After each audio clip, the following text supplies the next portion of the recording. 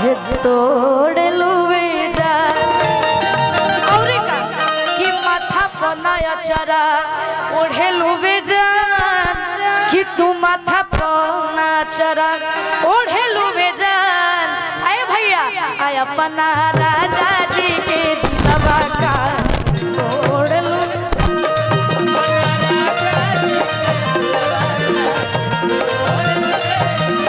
अपना राजा जी के दिलवा काहे तोड़ लुए जा।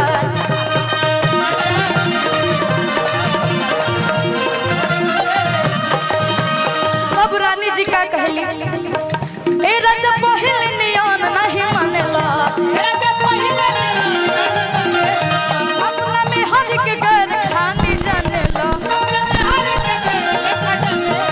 ए राजा पहले नियन नहीं मानेला ए राजा पहले नियन नहीं मानेला आय अपना में हर के घर लिखा जानेला।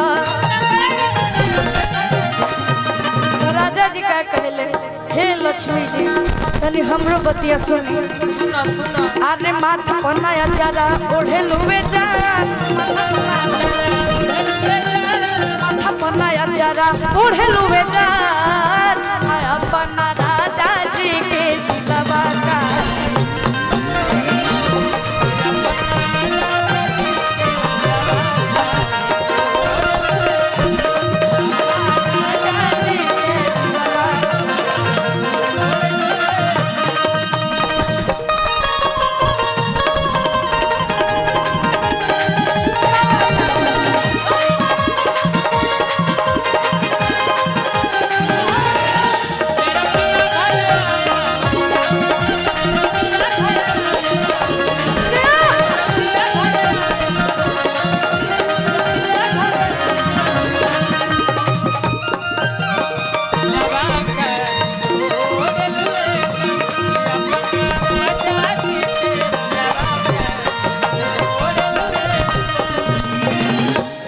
हाय फेंक दाना लोढ़ा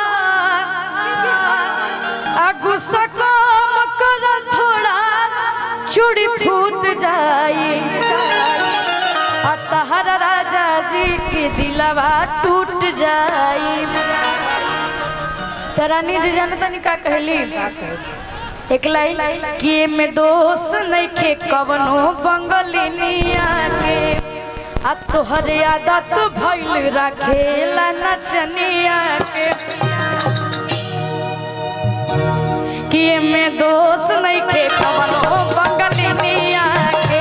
तोहरे आदत भइल रखेला नचनिया के में दोष नहीं खे कवनो बंगलिनिया के तोहरे आदत भइल रखे कि हाय फेंक दाना लोढ़ा गुस्सा जन कर थोड़ा चूड़ी फूट जाए रंग छूट जाए तहरा राजा जी के दिलवा तहरा राजा जी के दिलवा टूट जाए तहरा राजा जी के दिलवा टूट जाए हाय फेंक दाना लोढ़ा गुस्सा कम कर थोड़ा चूड़ी फूट जाए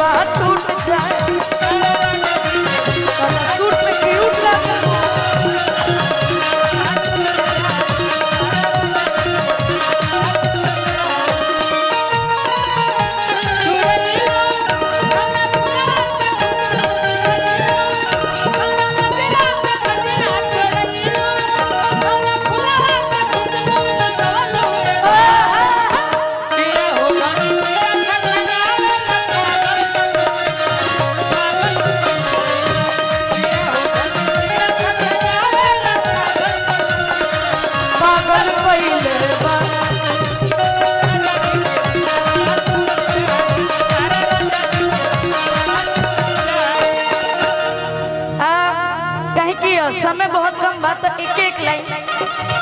हमारे एगो गाना आप सभी के बीच में आइल बा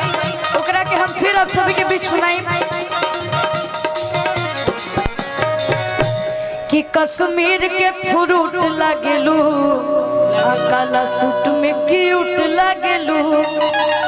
जन गाना यस मनोरंजन पे आइल बा अखिलेश अंकल के कंपनी है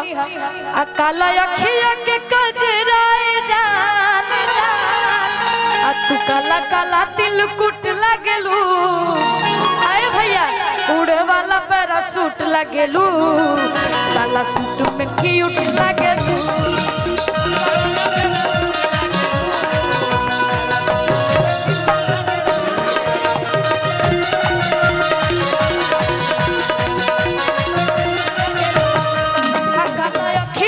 गजराए जान काला काला दिल कुट लागलू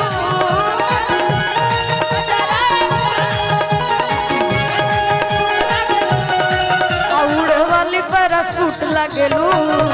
काला सूट में क्यूट लागलू